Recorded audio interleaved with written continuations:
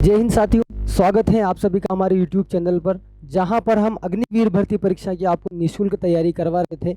साथियों, हम मैथ्स पढ़ रहे थे और मैथ्स में आज का हमारा जो टॉपिक है उसका नाम है बहुभुज, यानी कि पॉलीगॉन। साथियों, बहुभुज का मतलब क्या होता है? बहुभुज मतलब होता है जिसमें बहुत सारी भुजाएं होती है। इससे पहले हमने त्रिभुज के बारे में पढ़ा। त्रिभुज में कितनी भुजाएं थी? 3 भुजाएं थी। उसके बाद चतुर्भुज पढ़ा। चतुर्भुज में कितनी भुजाएं थी? 4 भुजाएं थी। आज हम क्या पढ़ने वाले हैं? आज हम पढ़ने वाले हैं बहुभुज। बहुभुज मतलब जिसमें बहुत सारी भुजाएं हो। ठीक है, बहु मतलब ऐसे आपको समझ ही आ रहा हो, बहु मतलब वो दूसरी बहु मत समझ जाना आप लोग, ठीक है ना। बहु मतलब बहुत, भुज मतलब भुजा, यानी कि जिसमें बहुत सारी भुजाएं हो वो क्या कहलाता है? बहुभुज कहलाता है। अब बहुभुज को भी 2 भागों में बांटा गया है, यानी कि अगर बहुभुज बहुत सारी भुजाएं होंगी तो जब भुजाएं होती है तो उनके बीच में कोण भी होता है। तो बहुभुज को भी हमने 2 भागों में बांटा है। जैसे हमने त्रिभुज को 2 भागों में बांटा था, भुजाओं के आधार पर और कोणों के आधार पर, ठीक उसी तरह से हम बहुभुज को भी 2 भागों में बांटने वाले हैं। पहला जो है वो है कोणों के आधार पर और दूसरा जो है वो है भुजाओं के आधार पर। कोण के आधार पर अगर हम बहुभुज की बात करें तो कोण के आधार पर बहुभुज 2 प्रकार के होते हैं। पहला उत्तल बहुभुज और दूसरा अवतल बहुभुज। उत्तल बहुभुज जो होता है, उत्तल बहुभुज हम उसको कहते हैं जिसमें सभी आंतरिक कोणों का मान 180 डिग्री होता है, यानी कि प्रत्येक जो आंतरिक कोण है उसमें उसका जो मान होगा वो 180 डिग्री से क्या होगा? कम होगा। उत्तल हम उसको कहेंगे जिसमें प्रत्येक आंतरिक कोण जो होता है वो 180 डिग्री से कम होता है। और अवतल किसे कहेंगे? अवतल हम उसे कहेंगे जहां पर एक या एक से अधिक कोण 180 डिग्री से क्या हो? ज्यादा होना चाहिए, यानी कि कम से कम एक कोण तो कितना होना चाहिए? 180 डिग्री से ज्यादा होना चाहिए। देखो, ये जो मैंने यहाँ पर एक डायग्राम आप लोगों के लिए बना रखा है, ये वैसे तो अगर साइंस में देखो तो फुल उसकी संरचना होती है ग्रेफाइट टाइप के ना, और इसको थोड़ा सा उल्टा करते तो बेंजीन भी अपन इसको कह देते। ये जो डायग्राम, जो चित्र मैंने आप लोगों के सामने बना रखा है, ये किसका है? उत्तल बहुभुज का। हमने इसको बहुभुज क्यों बोला? क्योंकि बहुत सारी भुजाएं, 1 2 3 4 5 6 भुजाएं हैं। ठीक है, तो ये क्या हो गया? बहुभुज। अब यहाँ पर अगर हम आंतरिक कोणों की बात करें तो ये जो कोण इसमें बन रहे हैं, ये वाले कोण, ये सभी कोण क्या है? आंतरिक। ये वाला, ये वाला, ये कोण, ये कोण, ये सब कोण इसके क्या कहलाएंगे? आंतरिक कोण। इन आंतरिक कोणों का जो मान है वो सब क्या है? 180 डिग्री से कम है। इसलिए हमने इसको क्या बोला? उत्तल बहुभुज बोला। ठीक है, बात समझ में आई? ऐसे ही एक और डायग्राम जो मैंने यहाँ पर बना रखा है। अब यहाँ पर कोण कौन कौन से हैं? ये भी इसके कोण हैं, ये कोण हुआ, ये भी कोण हुआ, ये भी कोण हुआ। लेकिन यहाँ पर ये जो आंतरिक कोण आपको नजर आ रहा है, ये आंतरिक कोण 180 डिग्री से क्या है? ज्यादा है। और हमने कहा है कि अगर एक या एक से अधिक भी 180 डिग्री से ज्यादा अपने को मिल जाए तो फिर हम उसको क्या बोल देते हैं? अवतल बहुभुज बोल देते हैं। ये आपको समझ में आई? कोणों के आधार पर कितने प्रकार के हुए? 2 प्रकार के हुए। पहला उत्तल, दूसरा अवतल। उत्तल हम उसको बोलेंगे जिसमें प्रत्येक आंतरिक कोण का जो मान है वो 180 डिग्री से कम होना चाहिए। और अवतल हम उसको बोलेंगे जिसमें प्रत्येक जो आंतरिक कोण है उसमें से कम एक का, कम से कम एक का मान 180 डिग्री से ज्यादा होना चाहिए। ठीक है, ये तो हुआ किसके आधार पर? कोणों के आधार पर। अब हम बात करने वाले हैं किसके आधार पर? भुजाओं के आधार पर। ठीक है, भुजाओं के आधार पर भी इसे 2 भागों में डिवाइड किया गया है। पहला सम बहुभुज, सम बहुभुज को ही बोला जाता है नियमित बहुभुज, और दूसरा जो है वो है अनियमित बहुभुज। हम नियमित बहुभुज उसको कहते हैं जिसमें सभी भुजाएं बराबर होती है। जिसमें सभी भुजाएं बराबर होगी उसको हम कौन सा बहुभुज कहने वाले हैं? उसको हम नियमित बहुभुज कहने वाले हैं। और अनियमित बहुभुज हम किसे कहते हैं? जिसमें जो भुजाएं होती हैं वो सब अलग अलग होती है, यानी कि उनका जो मान होता है वो अलग अलग होता है, उसको हम क्या कहते हैं, अनियमित बहुभुज कहते हैं। यहाँ पर एक नोट मैंने डाला हुआ है, ये नोट सबसे इम्पोर्टेंट है, आप लोगों को याद रखना है क्योंकि ये नोट आपके परीक्षा में बहुत काम आने वाला है। यदि प्रश्न में केवल बहुभुज ही दिया गया है, आपके एग्जाम में प्रश्न आया और प्रश्न में सिर्फ आपको बहुभुज ही दिया गया है, तो इसका तात्पर्य अनियमित बहुभुज से होगा। यानी कि आप लोगों को ये ध्यान रखना है कि क्वेश्चन आपके एग्जाम में आया और क्वेश्चन में सिर्फ आपको बहुभुज लिखा हुआ है और कुछ नहीं लिखा हुआ, तो फिर वहां पर आपको कौन सा बहुभुज समझना है, वहां पर आपको अनियमित बहुभुज समझना है। अनियमित बहुभुज समझते हुए ही आपको प्रश्न का सॉल्यूशन करना है। ठीक है, बात समझ में आई। अगर हाँ पर्टिकुलर आपको उसका नाम दे दिया जाता है, जैसे नियमित बहुभुज दे दिया जाता है, उत्तल दे दिया जाता है, अगर पर्टिकुलर कोई आपको नाम दे दिया जाता है तो अलग बात है। लेकिन अगर आपको प्रश्न में कोई नाम नहीं दिया गया, बहुभुज सिर्फ और सिर्फ बहुभुज ही लिखा गया है, तो आपको क्या समझना है, आपको समझना है कि ये कौन सा बहुभुज होगा, ये अनियमित बहुभुज होगा। ठीक है, ये आपको याद रखना है। आगे चलते हैं। अब आगे हम बात करने वाले हैं किसकी, अनियमित बहुभुज की, यानी कि वो बहुभुज जो हमारे एग्जाम में ज्यादातर पूछा जाता है। ठीक है, अनियमित बहुभुज क्या होता है, ऐसा बहुभुज जिसमें सभी भुजाओं के मान बराबर नहीं होते, यानी कि भुजाओं के जो मान होते हैं वो अलग अलग होते हैं।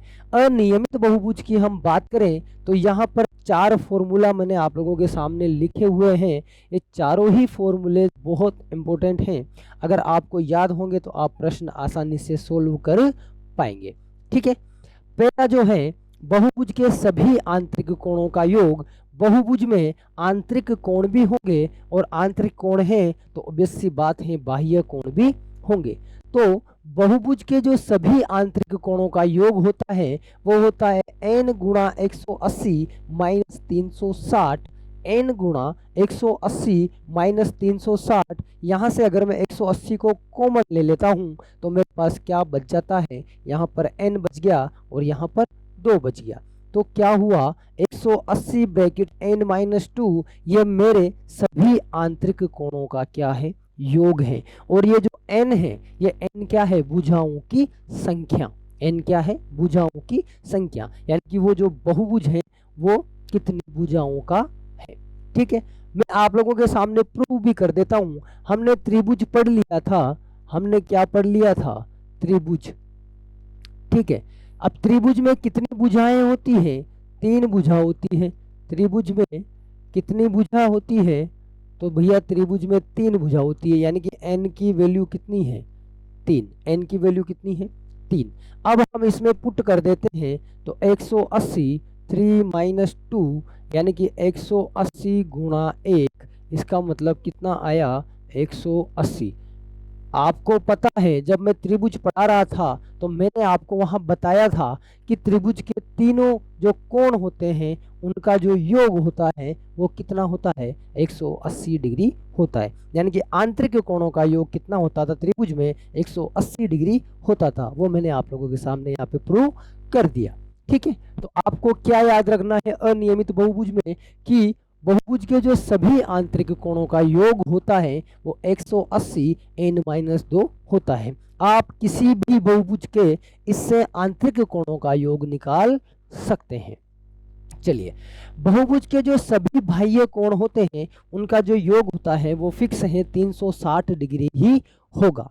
क्लियर, आपको बस क्या याद रखना है, आंतरिक कोणों का या योग का फॉर्मूला याद रखना है कि आंतरिक कोण जो होते हैं वो होते हैं 180 n-2, लेकिन जो सभी बाह्य कोण होते हैं उनका जो वैल्यू है वो 360 डिग्री होता है। बहुभुज के जो विकर्णों की संख्या है, अब बहुभुज है, इतनी सारी भुजाएं हैं तो भुजाओं में विकर्ण भी होंगे। उनके जो विकर्णों की संख्या निकालने के लिए फॉर्मूला होता है वो होता है n-3/2, n-3/2। n क्या थी, भुजाओं की संख्या, n क्या थी, भुजाओं की संख्या। ठीक है, बात समझ में। अब देखिए, जैसे चतुर्भुज का अगर आप निकालना चाहो तो चतुर्भुज में कितनी भुजाएं हैं, 4। चतुर्भुज में कितनी भुजाएं हैं, 4। अगर इस तरह का आप कोई चतुर्भुज ले रहे हैं तो चतुर्भुज में 4 भुजाएं होती है। अब आपको पता है चतुर्भुज में केवल कितनी विकर्ण होती है? 2। केवल कितनी विकर्ण होती है? 2। इससे भी हम निकाल सकते हैं। चतुर्भुज में 4 भुजाएं होती है, 4 - 3 डिवाइडेड बाई 2, तो कितना आया? 4 गुणा 1 डिवाइडेड बाई 2, 2 से 2 गया तो कितना आया? 2। यानी कि विकर्णों की संख्या कितनी आ गई? 2। और आप जानते हो चतुर्भुज में विकर्ण कितने होते हैं? 2 ही होते हैं। ठीक है, बात समझ में आई?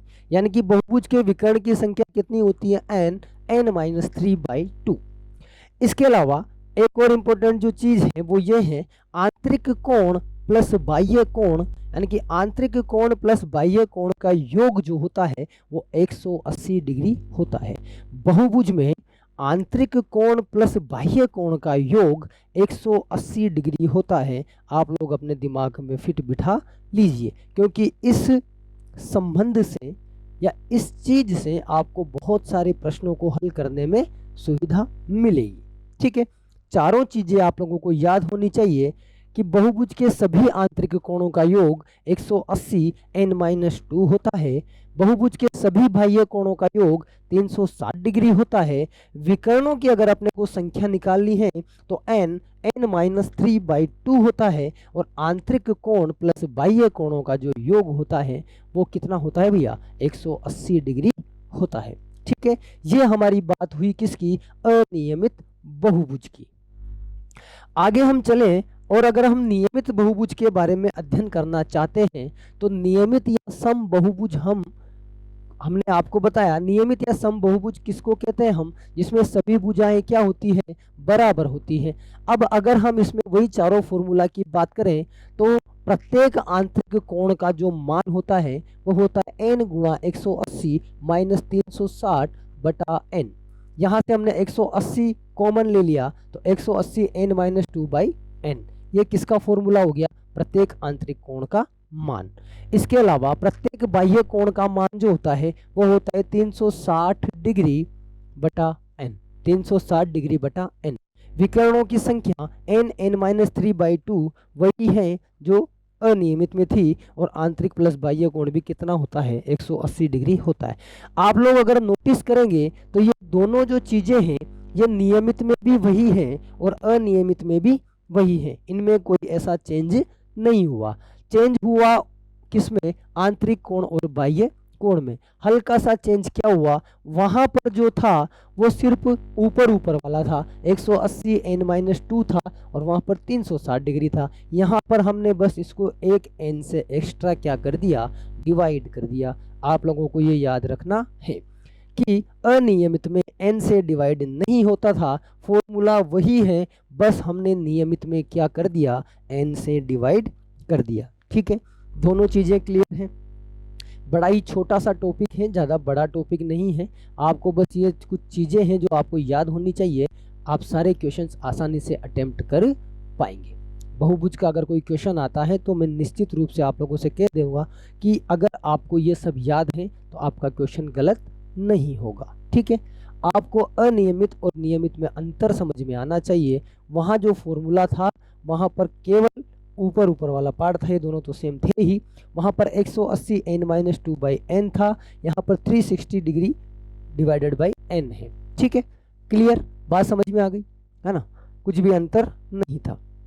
चलिए कुछ क्वेश्चंस हम कर लेते हैं ताकि आपके डाउट जो और भी होंगे वो क्लियर हो जाएंगे। क्लियर? ठीक है, मैंने कहा बड़ा छोटा सा टॉपिक है, लेकिन ये आपके एग्जाम में आएगा इसलिए क्योंकि आपके दिया हुआ है सिलेबस में, इसलिए हम आपको पढ़ा रहे हैं। 10-15 मिनट का टॉपिक है, ज़्यादा बड़ा ये नहीं है। चलिए, एक बहुभुज में भुजाओं की संख्या 8 है, यानी कि आपने को n की वैल्यू दी हुई है कितनी? 8। इसके विकर्ण की संख्या ज्ञात करो। अब अपने को विकर्ण की संख्या ज्ञात करनी है। क्या ज्ञात करनी है भैया? विकर्ण की संख्या। ठीक है, विकर्ण की संख्या ज्ञात करने के लिए अपना जो फॉर्मूला है वो है n-3/2।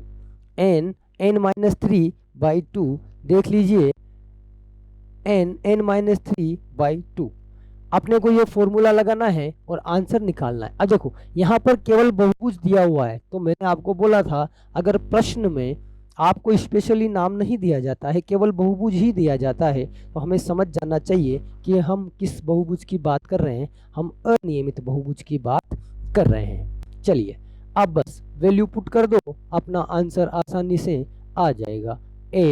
8 माइनस 3/2, 2 से ये 8 कैंसिल हुआ 4 बार, यहाँ 4 है, 8 में से 3 गया तो कितना आया भैया, 5 आया, तो अपना आंसर कितना हो गया, 20। कितना हो गया, 20।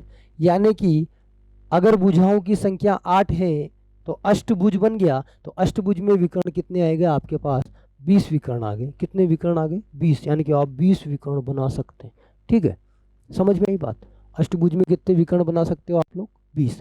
फॉर्मूला क्या होता था, n माइनस 3/2, n की जगह मैंने 8 रखा, 8 माइनस 3 डिवाइडेड बाई 2, 8 में से 3 गया तो कितना आया, 5, और ये 8 कैंसिल हो गया 4 बार, 4 को 5 से गुणा किया, कितना आया, 20। ठीक है, बात समझ में आनी चाहिए। चलिए अगला जो प्रश्न है, अगला प्रश्न पढ़िएगा आप लोग और सोचिए कैसे करेंगे। एक सम बहुभुज, अब आपने को यहाँ पर दे दिया सम बहुभुज है, सम बहुभुज के प्रत्येक आंतरिक एवं बाह्य कोणों का अनुपात 4:1 हो तो प्रत्येक आंतरिक कोण होगा। यानी कि अपने को जो आंतरिक कोणों का अनुपात है वो अनुपात दे दिया गया अपने को कितना, 4:1। ठीक है, अपन जानते हैं कि जो आंतरिक कोण है, आंतरिक कोण प्लस बाह्य कोण, इनका जो योग होता है वो 180 डिग्री होता है। अब यहाँ पर आंतरिक कोण कितने हैं, 4, बाह्य कोण का अनुपात यानी कि 1, यानी कि कितनी यूनिट है, 1। अपने को निकालना क्या है, आंतरिक कोण निकालना है। क्या निकालना है, आंतरिक कोण, आंतरिक कोण। तो आंतरिक कोण कितना था, 4, टोटल कितना है, 5, और इनका सम कितना होता है, 180 डिग्री। 5 से 180 कट जाएगा, 3 में आया 15, बचा कितना, 3, तो कितना हो गया, 6। तो कितना आया ये, 4 गुणा 36। ठीक है, कितना हो गया, 6 और 4 24, 2 4 तिया 12 और 2 144 डिग्री अपना क्या हो गया, आंसर। ठीक है, आसान है, बस आपको ये याद होना चाहिए था कि आंतरिक और बाह्य कोणों का योग कितना होता है, 180 डिग्री होता है। अपने को आंतरिक निकालना था, हमने डिवाइड किया और अपना आंसर आ गया। बाह्य कोण निकालना होता तो 4 की जगह क्या रख देते हम, 1 रख देते, तो अपना आंसर आ जाता। ठीक है।